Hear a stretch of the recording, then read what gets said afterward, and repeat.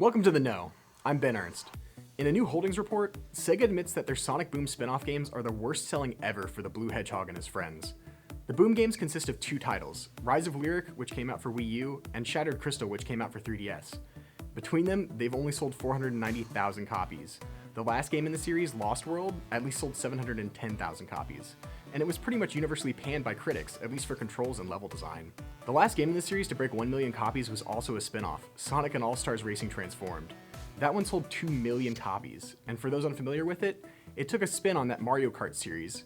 AllStars Racing is Sega's answer to that game, and may have even improved on the Mario Kart formula. Depends who you talk to though. It could just be because it's a younger series and feels a little bit fresher that it did better.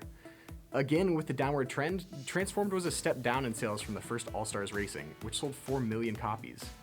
Before that, Sonic Generations, which everyone had kind of hoped the Boom games would be like, sold nearly 4 million. This continuing downward trend in the performance of Sonic games could be for a lot of reasons. Most notably, the massive change in character design. For instance, when did Knuckles start taking steroids? And Tails wears headphones, but they don't quite match up with his ears. I don't even know how that works. You don't mess around with that design for beloved characters lightly. Also, the game was designed to be a multimedia experience instead of just a great game, so it kind of ended up with that jack-of-all-trades syndrome. How can Sega turn this trend around and save their mascot?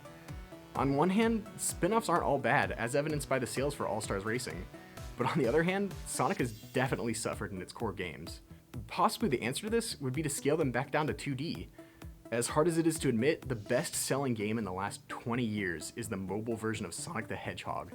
It sold 8 million copies in its first year alone. Nintendo, maybe take note. You could do well with classic games on mobile platforms too. Just saying. What do you guys think? What does Sega need to do to make Sonic a success again? Let us know in the comments. You get the biggest news in video games right here, so make sure you like this video and subscribe to the channel, and we'll keep you in the know.